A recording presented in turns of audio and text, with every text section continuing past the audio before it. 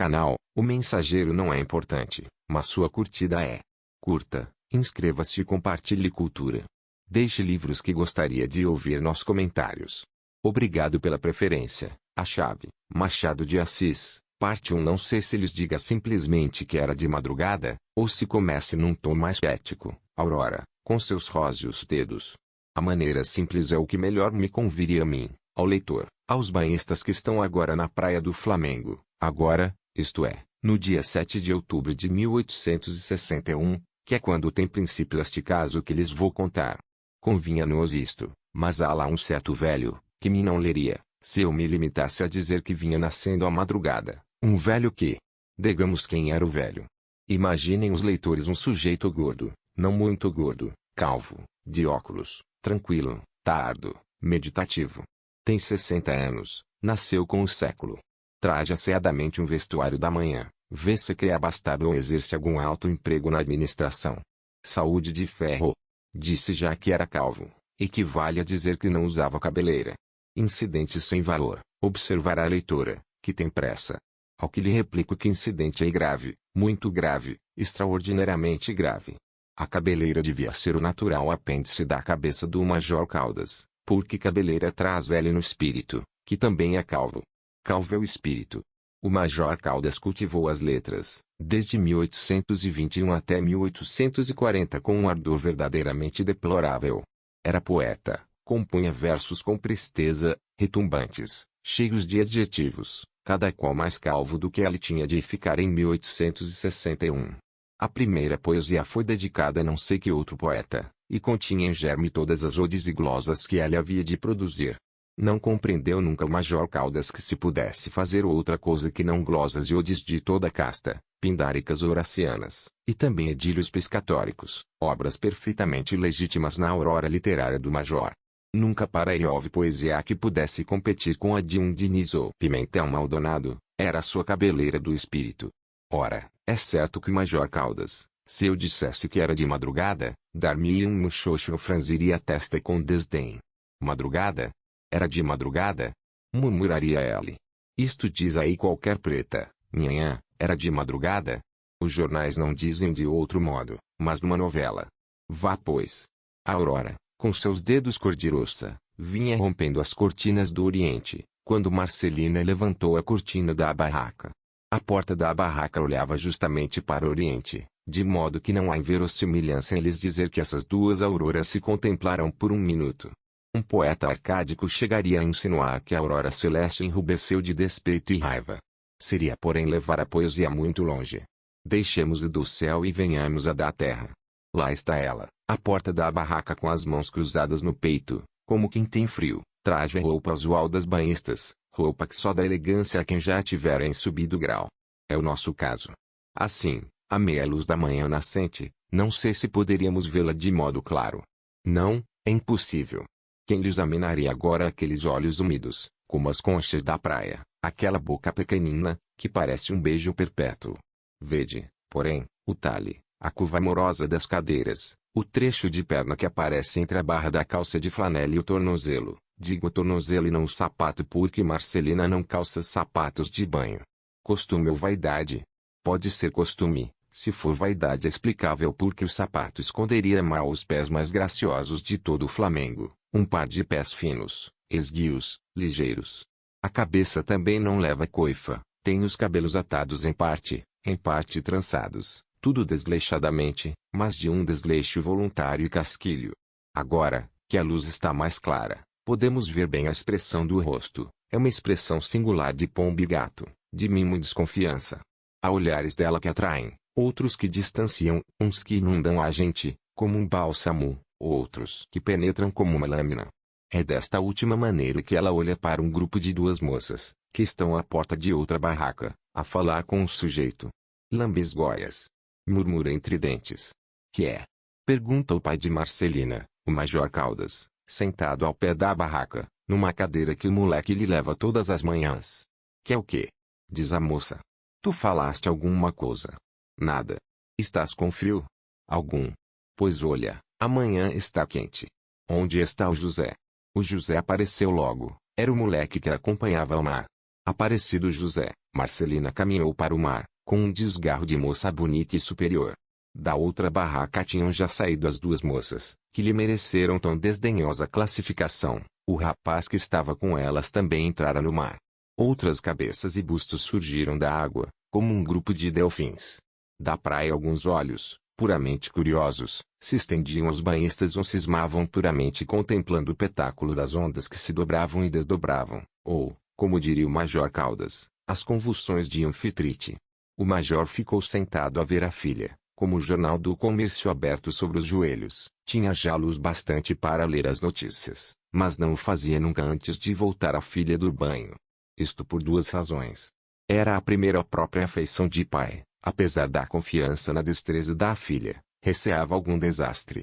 Era a segunda o gosto que lhe dava contemplar a graça e a habilidade com que Marcelina mergulhava, bracejava ou simplesmente boiava como uma náiade. Acrescentava ela e se falava disso a algum amigo. Acresce que o mar naquela manhã estava muito mais bravio que de costume, a ressaca era forte, os buracos da praia mais fundos, o medo afastava vários banhistas habituais.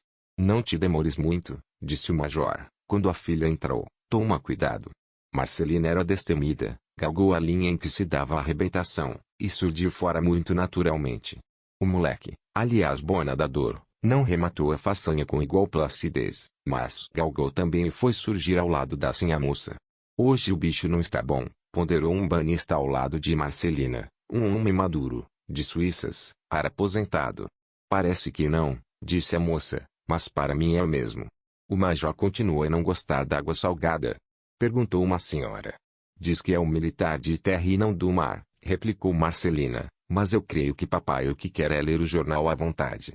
Podia vir lê-lo aqui, insinuou um rapaz de bigodes, dando uma grande risada de aplauso a si mesmo. Marcelina nem olhou para ele, mergulhou diante de uma onda, surgiu fora, com as mãos sacudiu os cabelos. O sol, que já então aparecera, alumiava nessa ocasião, ao passo que a onda, seguindo para a praia, deixava-lhe todo o busto fora de água. Foi assim que a viu, pela primeira vez, com os cabelos úmidos, e a flanela grudada ao busto, ao mais correto e virginal busto daquelas praias traço. Foi assim que pela primeira vez a viu o Bastinhos, o Luiz Bastinhos traço, que acabava de entrar no mar, para tomar o primeiro banho no Flamengo. Capítulo 2. A ocasião é a menos própria para apresentar-lhes o Sr. Luiz Bastinhos, a ocasião e o lugar. O vestuário então é impropríssimo. Ao vê-lo agora, a meio busto, nem se pode dizer que tenha vestuário de nenhuma espécie. Emerge-lhe a parte superior do corpo, boa musculatura, pele alva, mal coberta de alguma penugem. A cabeça que não precisa dos arrebiques da civilização para dizer-se bonita. Não há cabeleireiro, nem óleo, nem pente, nem ferro que não-la ponham mais graciosa. Ao contrário, a pressão fisionômica de Luiz Bastinhos acomoda-se melhor a esse desalinho agreste marítimo. Talvez perca, quando se pentear. Quanto ao bigode, fino e curto, os pingos d'água que ora lhe escorrem não chegam a diminuí-lo, não chegam sequer a ver-se. O bigode persiste como dantes. Não o viu Marcelina, ou não reparou nele. O Luiz Bastinhos é que a viu, e mal pôde disfarçar a admiração. O Major Caldas, se os observasse, era capaz de casá-los, só para ter o gosto de dizer que unia uma náiade a um tritão. Nesse momento a náiade repara que o tritão tem os olhos fitos nela, e mergulha, depois mergulha outra vez, nada e boia. Mas o tritão é teimoso, e não lhe tira os olhos de cima. Que importuno! Diz ela consigo. Olhem uma onda grande, brada um dos conhecidos de Marcelina. Todos se puseram em guarda, a onda enrolou alguns, mas passou sem maior dano. Outra veio e foi recebida com um alarido alegre. Enfim veio uma mais forte, e assustou algumas senhoras. Marcelina riu-se delas. Nada, dizia uma, salvemos o pelo, o mar está ficando zangado. Medrosa. Acudiu Marcelina. Pois sim, querem ver? Continuou a filha do major. Vou mandar embora o moleque. Não faça isso, de Marcelina, acudiu o banhista de ar aposentado. Não faço outra coisa. José, vai-te embora. Mas, nhanhã, vai-te embora. O José ainda esteve alguns segundos, sem saber o que fizesse, mas, parece que entre desagradar ao pai ou à filha, achou mais arriscado desagradar a filha, e caminhou para a terra. Os outros banhistas tentaram persuadir a moça que devia vir também, mas era tempo baldado. Marcelina tinha a obstinação de um alfangaté. Lembraram alguns que ela nadava como um peixe, e resistira muita vez ao mar. Mas o mar do Flamengo é o diabo, ponderou uma senhora. Os banhistas pouco a pouco foram deixando o mar. Do lado de terra, o Major Caldas, de pé, ouvia impaciente a explicação do moleque, sem saber se o devolveria a água ou se cumpriria a vontade da filha. Limitou-se a soltar palavras de enfado. Santa Maria! Exclamou de repente o José. Que foi? Disse o Major. O José não lhe respondeu, atirou-se à água. O Major olhou e não viu a filha. Efetivamente, a moça, vendo que no mar só ficava o desconhecido, nadou para a terra, mas as ondas tinham se sucedido com frequência e impetuosidade. No lugar da arrebentação foi envolvida por uma. Nesse momento é que o moleque a viu. Minha filha! Bradou o Major. E corria desatinado pela areia, enquanto o moleque conscienciosamente buscava penetrar no mar. Mas era já empresa escabrosa, as ondas estavam altas, fortes e a arrebentação terrível. Outros banhistas acudiram também a salvar a filha do Major, mas a dificuldade era só uma para todos. Caldas, ora implorava, ora ordenava ao moleque que lhe restituísse a filha. Enfim, José conseguiu entrar no mar. Mas já então lutava ali, junto ao funesto lugar, o desconhecido banhista que tanto aborrecera a filha do Major. Este estremeceu de alegria, de esperança, quando viu que alguém forcejava por arrancar a moça da morte.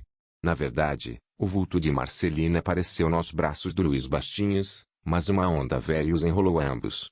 Nova luta, novo esforço e desta vez definitivo triunfo. Luiz Bastinhos chegou à praia arrastando consigo a moça. Morta! Exclamou o pai correndo a vê-la. Examinaram-na. Não, desmaiada, apenas. Com efeito, Marcelina perdera os sentidos, mas não morrera. Deram-lhe os socorros médicos, ela voltou a si. O pai, singelamente alegre, apertou Luiz Bastinhos ao coração. Devo-lhe tudo. Disse ele. A sua felicidade me paga de sobra, tornou o moço. O major fitou-o alguns instantes, impressionado a resposta. Depois apertou-lhe a mão e ofereceu-lhe a casa. Luiz Bastinhos retirou-se antes que Marcelina pudesse vê-lo. Capítulo 3. Na verdade, se a leitora gosta de lances romanescos, aí fica com todo o valor das antigas novelas, e pode ser também que dos dramalhões antigos.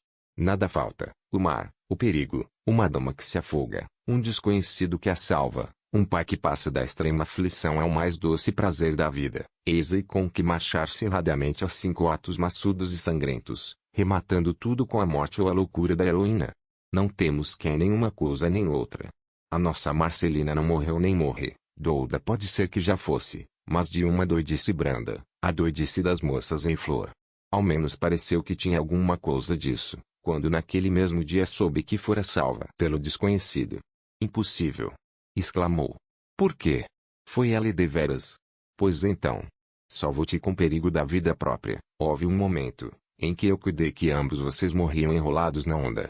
E a coisa mais natural do mundo, interveio a mãe, e não sei de que te espantas. Marcelina não podia, na verdade, explicar a causa do espanto, ela mesma não a sabia. Custava-lhe a crer que Luiz Bastinhos a tivesse salvo, e isso só porque embirrara com ela. Ao mesmo tempo, pesava-lhe o obséquio.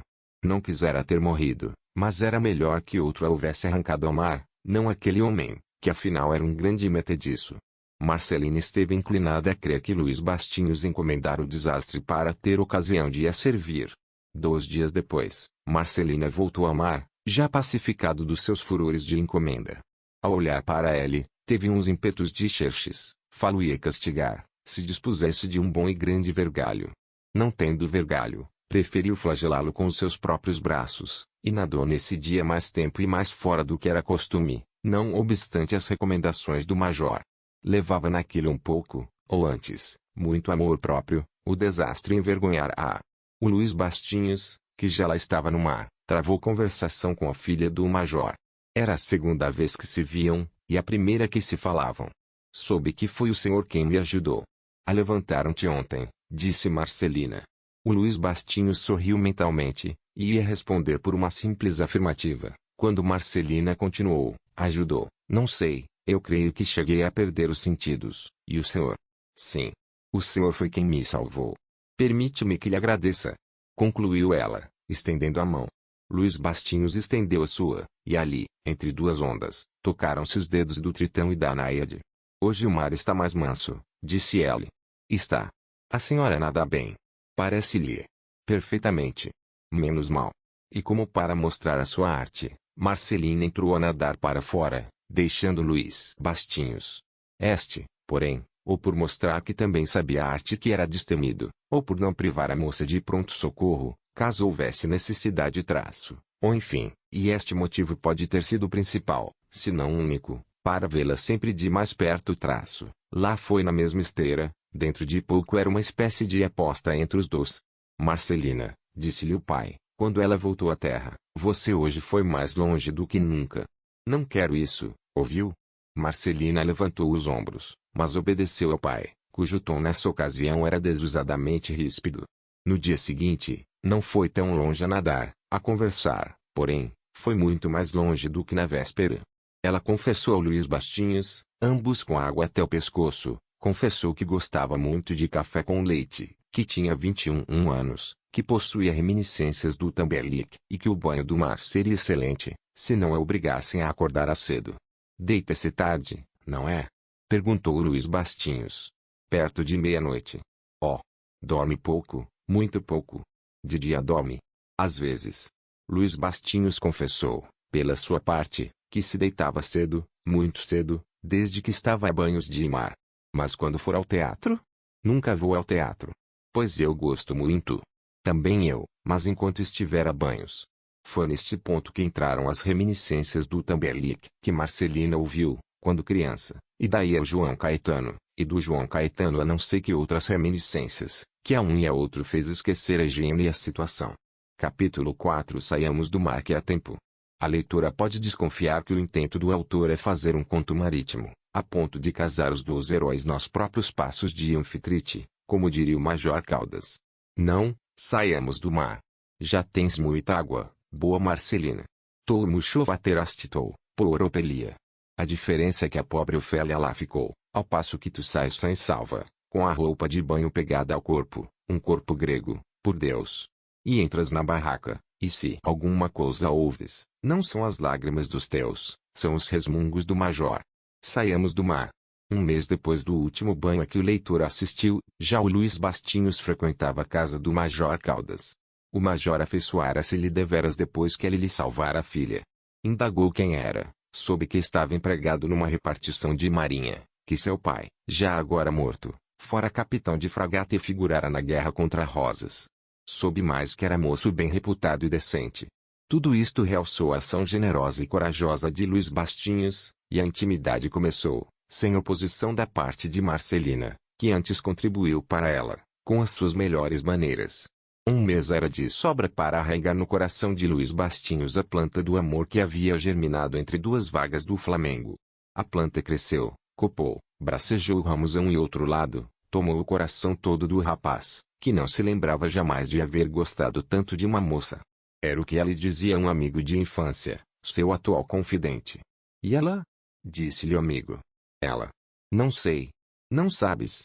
Não, creio que não gosta de mim, isto é, não digo que se aborreça comigo, trata-me muito bem, ri muito, mas não gosta. Entendes? Não te dá corda em suma, concluiu o Pimentel, que assim se chamava o amigo confidente. Já lhe disseste alguma coisa? Não, porque não lhe falas? Tenho receio. Ela pode zangar se fico obrigado a não voltar lá ou a frequentar menos, e isso para mim seria o diabo. O Pimentel era uma espécie de filósofo prático, incapaz de suspirar 2 minutos pela mais bela mulher do mundo, e menos ainda de compreender uma paixão como a do Luís Bastinhos. Sorriu, estendeu-lhe a mão em despedida, mas o Luís Bastinhos não consentiu na separação. Puxou, deu-lhe o braço, levou-a um café. Mas que diabo queres tu que te faça? Perguntou o Pimentel sentando-se à mesa com ela. Que me aconselhes? O quê? Não sei o quê, mas diz-me alguma coisa, replicou o namorado. Talvez convenha falar ao pai, que te parece? Sem saber se ela gosta de ti? Na verdade era imprudência, concordou o outro, coçando o queixo com a ponta do dedo índice, mas talvez goste, pois então, porque, eu te digo, ela não me trata mal, ao contrário, às vezes tem uns modos, umas coisas. Mas não sei. O major se gosta de mim. Ah, gosta. Pois aí tens, casa-te com o major. Falemos sério. Sério? repetiu Pimentel debruçando-se sobre a mesa e encarando o outro. Aqui vai o mais sério que há no mundo, tu és um. Digo. Dize. Tu és um bolas. Repetiam-se essas cenas regularmente, uma ou duas vezes, por semana.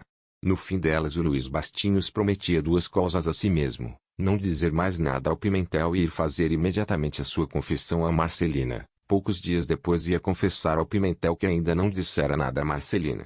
E o Pimentel abanava a cabeça e repetia o estribilho: tu és um bolas. Capítulo 5. Um dia assentou Luiz Bastinhos que era vergonha dilatar por mais tempo a declaração de seus afetos. Urgia clarear a situação. Ou era amado ou não. No primeiro caso, o silêncio era tolice. No segundo, a tolice era a assiduidade. Tal foi a reflexão do namorado. Tal foi a sua resolução. A ocasião era na verdade propícia. O pai ia passar a noite fora. A moça ficara com uma tia surda e sonolenta. Era o sol de Austerlitz. O nosso Bonaparte preparou a sua melhor tática. A fortuna deu-lhe a tão grande auxiliar na própria moça, que estava triste. A tristeza podia dispor o coração a sentimentos benévolos, principalmente quando o outro coração lhe dissesse que não duvidava beber na mesma taça da melancolia. Esta foi a primeira reflexão de Luiz Bastinhos. A segunda foi diferente. Por que estará ela triste? Perguntou ela a si mesmo. E eis o dente do ciúme a trincar-lhe o coração, e o sangue a esfriar-lhe nas veias, e uma nuvem a cobrir-lhe os olhos. Não era para menos o caso. Ninguém adivinharia nessa moça quieta e sombria, sentada a um canto do sofá, a ler as páginas de um romance. Ninguém adivinharia nela a borboleta ágil e volúvel de todos os dias. Alguma coisa devia ser, talvez a mordesse algum besouro. E esse besouro não era de certo Luiz Bastinhos. Foi o que este pensou e foi o que o entristeceu. Marcelina ergueu os ombros. Alguma coisa que incomoda, continuou ela. Um silêncio. Não. Talvez. Pois bem, disse Luiz Bastinhos com calor e animado por aquela meia confidência. Pois bem, diga-me tudo. Eu saberei ouvir e terei palavras de consolação para as suas dores. Marcelina olhou um pouco espantada para ele, mas a tristeza dominou outra vez e deixou-se estar calada alguns instantes. Finalmente pôs-lhe a mão no braço, e disse que lhe agradecia muito o interesse que mostrava, mas que o motivo de tristeza era só para ela e não valia a pena contá-lo. Como Luiz Bastinhos teimasse para saber o que era, contou a moça que lhe morrera, nessa manhã, o mico. Luiz Bastinhos respirou a larga. Um mico. Um simples mico. Era pueril o objeto, mas para quem o esperava terrível, antes assim. Ela entregou-se depois a toda sorte de considerações próprias do caso. Disse-lhe que não valia o bicho a pureza dos belos olhos da moça, e daí a escorregar uma insinuação de amor era um quase nada. Ia fazê-lo, chegou o major. 8 dias depois houve em casa do major um sarau, uma brincadeira como disse o próprio major. Luiz Bastinhos foi, estava porém arrufado com a moça, deixou-se ficar um canto, não se falaram durante a noite inteira. Marcelina, disse-lhe no dia seguinte o pai, acho que tratas às vezes mal Bastinhos. Um homem que te salvou da morte. Que morte? Da morte na praia do Flamengo. Mas, papai, se a gente fosse a morrer de amores por todas as pessoas que nos salvam da morte, mas quem te fala nisso? Digo que o tratas mal às vezes, é possível. Mas por quê? Ela parece-me um bom rapaz. Nada mais lhe respondendo a filha, entrou o major a bater com a ponta do pé no chão, um pouco enfadado. Um pouco. Talvez muito. Marcelina destruía-lhe as esperanças, reduzia-lhe a nada o projeto que ela acalentava desde algum tempo, que era casar os dois, casá-los ou uni-los pelos doces laços do Himeneu, que todas foram as suas próprias expressões mentais. E vai a moça e destrói-lhe. O major sentia-se velho, podia morrer, e quisera deixar a filha casada e bem casada. Onde achar melhor marido que Luiz Bastinhos?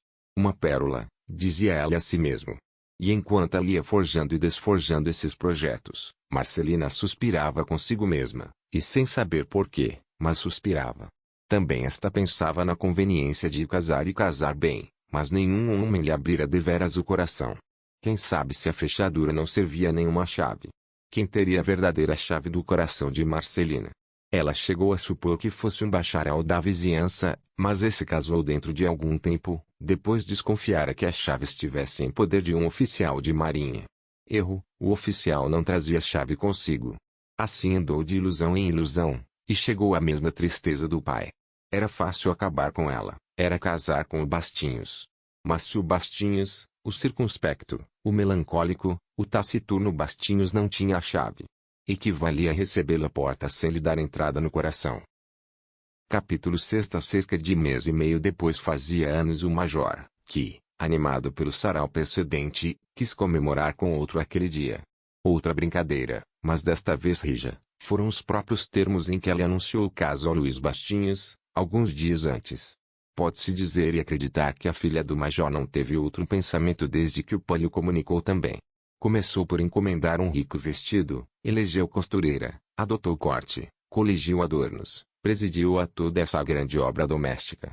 Joias, flores, fitas, leques, rendas, tudo lhe passou pelas mãos, e pela memória e pelos sonhos.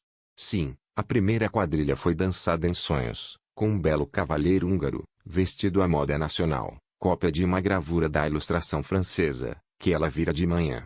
Acordada, lastimou sinceramente que não fosse possível ao pai encomendar, de em volta com os perus da ceia, um ou dois cavalheiros húngaros, entre outros motivos porque eram valsadores intermináveis. E depois tão bonitos, sabem que eu pretendo dançar no dia 20. Disse o major uma noite, em casa. Você? Retorquiu-lhe um amigo velho. Eu, por que não? Assentiu timidamente o Luís Bastinhos.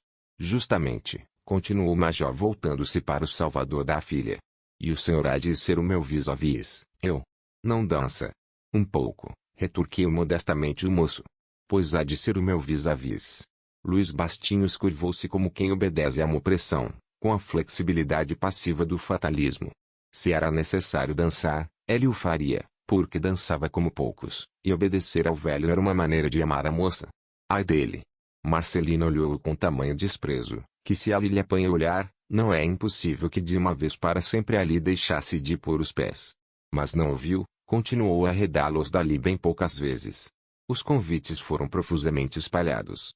O major Caldas fez o inventário de todas as suas relações, antigas e modernas, e não quis que nenhum camarão lhe escapasse pelas malhas. Lançou uma rede fina em instante.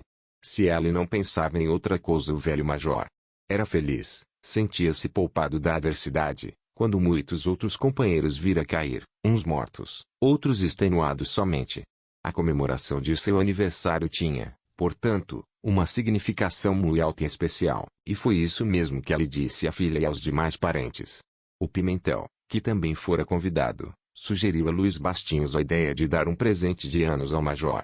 Já pensei nisso, retorquiu o amigo, mas não sei o que lhe dê. Eu te digo. Dize. Dá-lhe um genro. Um genro. Sim, um noivo à filha, declara o teu amor e pede-a. Verás que, de todas as dádivas desse dia, essa será a melhor. Luís Bastinhos bateu palmas ao conselho do Pimentel. É isso mesmo, disse ele, eu andava com a ideia em alguma joia, mas a melhor joia és tu mesmo, concluiu Pimentel. Não digo tanto. Mas pensas. Pimentel, e eu não penso outra coisa. Olha, se eu tivesse intimidade na casa, há muito tempo que estarias amarrado à pequena. Pode ser que ela não goste de ti, mas também é difícil em uma moça alegre e travessa gostar de um casmurro, como tu, que te sentas, defronte dela, com um ar solene e dramático, a dizer em todos os teus gestos, minha senhora, fui eu que a salvei da morte, deve rigorosamente entregar-me a sua vida. Ela pensa de certo que estás fazendo um calembur de mau gosto e fecha-te a porta. Luís Bastinhos esteve calado alguns instantes. Perdoo-te tudo, a troco do conselho que me deste, vou oferecer um genro a major. Dessa vez, como de todas as outras, a promessa era maior do que a realidade. Ela lá foi, lá tornou, nada fez. Iniciou 2 ou 3 vezes uma declaração, chegou a entornar 1 ou 2 olhares de amor, que não pareceram de tudo feios à pequena, e, porque ela sorriu, ela desconfiou e desesperou. Qual? Pensava consigo o rapaz, ela ama outro com certeza. Veio enfim o dia, o grande dia. O major deu um pequeno jantar, em que figurou Luís Bastinhos, de noite reuniu uma parte dos convidados, porque nem todos lá puderam ir, e fizeram bem, a casa não dava para tanto. Ainda assim era muita gente reunida, muita e brilhante, e alegre, como alegre parecia deveras estava o major. Não se disse nem se dirá dos brindes do major, à mesa do jantar, não podem inserir-se aqui todas as recordações clássicas do velho poeta de outros anos, seria não acabar mais. A única coisa que verdadeiramente se pode dizer é que o major declarou, à sobremesa, ser esse o dia mais venturoso de todos os seus longos anos, entre outros motivos, porque tinha gosto de ver ao pé disse o jovem salvador da filha. Que ideia! Murmurou a filha, e deu um imperceptível muxoxo. Luís Bastinhos aproveitou o ensejo. Magnífico, disse ela consigo, depois do café, peço-lhe 2 palavras em particular, e logo depois a filha. Assim fez, tomado o café, pediu ao major uns 5 minutos de atenção. Caldas, um pouco vermelho de comoção e de champanhe, declarou-lhe que até lhe daria 5.000 minutos, se tantos fossem precisos.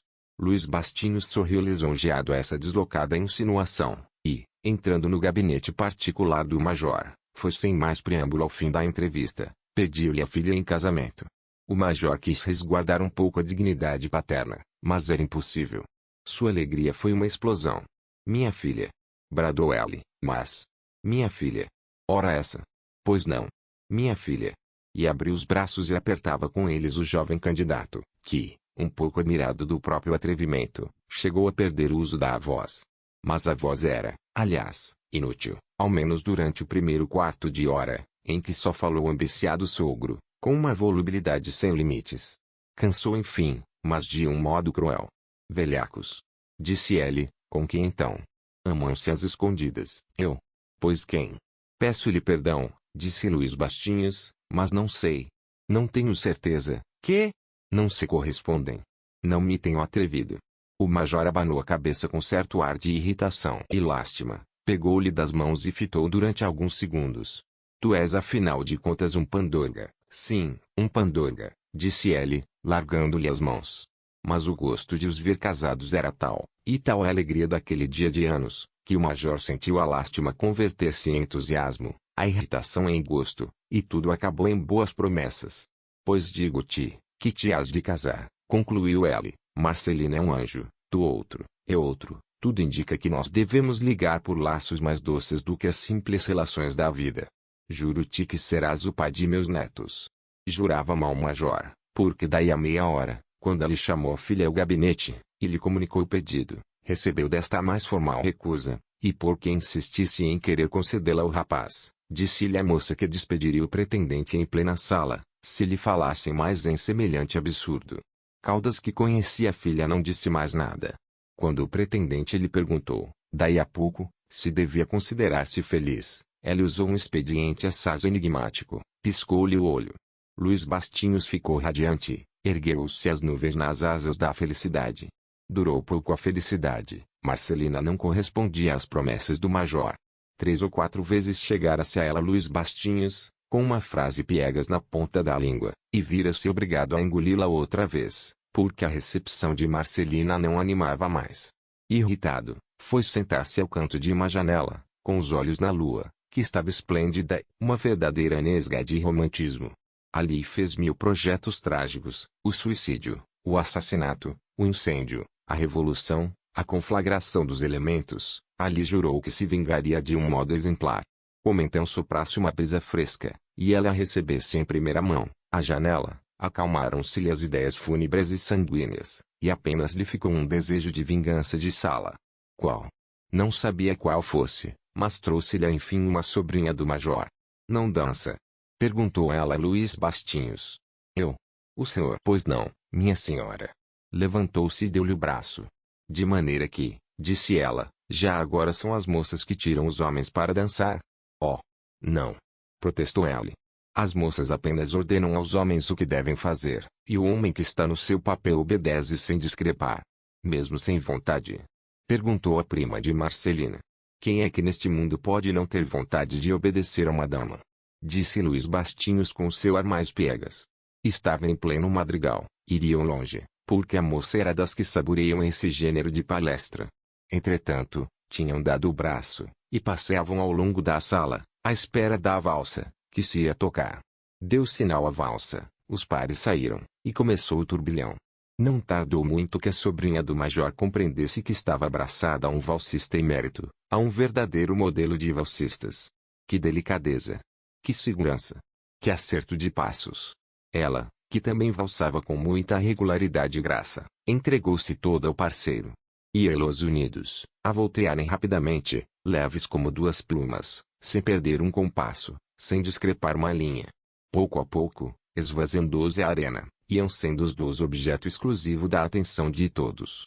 Não tardou que ficassem sós, e foi então que o sucesso se formou decisivo e lisonjeiro.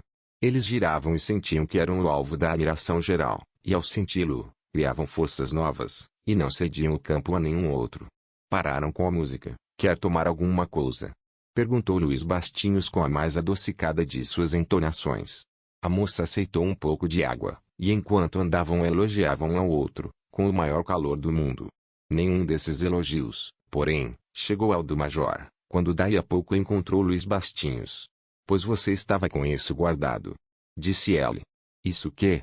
Isso. Esse talento que Deus concedeu a poucos. A bem raros. Sim, senhor, pode crer que é o rei da minha festa. E apertou-lhe muito as mãos, piscando o olho. Luís Bastinhos tinha já perdido toda a fé naquele jeito peculiar do major, recebeu com frieza. O sucesso entretanto fora grande, Hélio sentiu nos olhares sorrateiros dos outros rapazes, nos gestos de desdém que eles faziam, foi a consagração última. Com que então, só minha prima é que mereceu uma valsa. Luís Bastinhos estremeceu, ao ouvir esta palavra, voltou-se, deu com os olhos em Marcelina.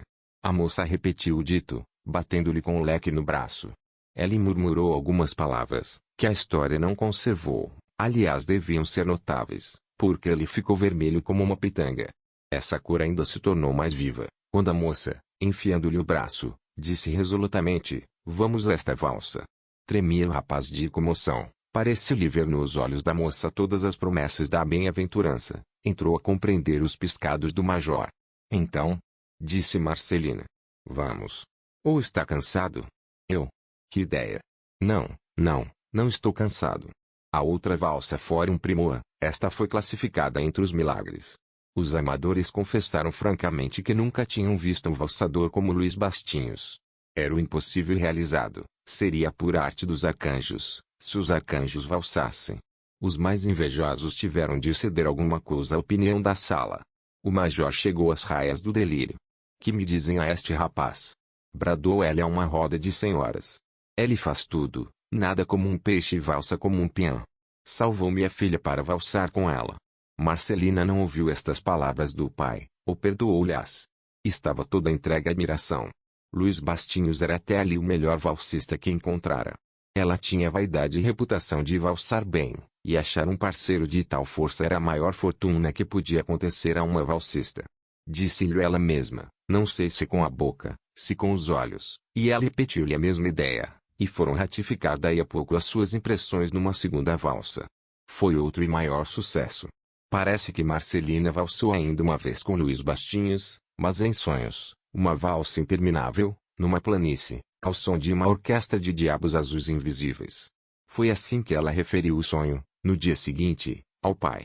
Já sei, disse este, esses diabos azuis invisíveis deviam ser dos um padre e um sacristão, ora, papai. E foi um protesto tão gracioso, que o Luís Bastinhos, se ouvisse e visse, muito provavelmente pediria a repetição. Mas nem viu nem soube dele. De noite, indo lá, recebeu novos louvores, falaram do baile da véspera. O major confessou que era o melhor baile do ano, e dizendo-lhe a mesma coisa Luís Bastinhos, declarou o major que o salvador da filha reunia bom gosto e o talento coreográfico. Mas por que não da outra brincadeira, um pouco mais familiar? Disse o Luís Bastinhos. O major piscou o olho e adotou a ideia. Marcelina exigiu de Luís Bastinhos que dançasse com ela a primeira valsa. Todas, disse ele. Todas? Juro-lhe que todas. Marcelina baixou os olhos e lembrou-se dos diabos azuis invisíveis. Veio a noite da brincadeira, e Luís Bastinhos cumpriu a promessa, valsaram ambos todas as valsas. Era quase um escândalo. A convicção geral é que o casamento estava próximo. Alguns dias depois, o major deu com os dois numa sala, ao pé de uma mesa, a folhearem um livro às mãos, porque as mãos de um e de outro estavam sobre o livro, juntas, e apertadas. Parece que também folheavam os olhos, com tanta atenção que não viram o major. O major quis sair, mas preferiu precipitar a situação. Então que é isso? Estão valsando sem música. Estremeceram os dois e coraram muito, mas o major piscou o olho, e saiu. Luís Bastinhos aproveitou a circunstância para dizer à moça que o casamento era a verdadeira valsa social, ideia que ela aprovou e comunicou ao pai. Sim, disse este, a melhor Terpsícore e a Himeneu. Celebrou-se o casamento daí a 2 meses. O Pimentel, que serviu de padrinho ao noivo, disse-lhe na igreja, que em certos casos era melhor valsar que nadar, e que a verdadeira chave do coração de Marcelina não era gratidão, mas a coreografia. Luiz Bastinhos abanou a cabeça sorrindo. O major, supondo que eles o elogiavam em voz baixa, piscou o olho.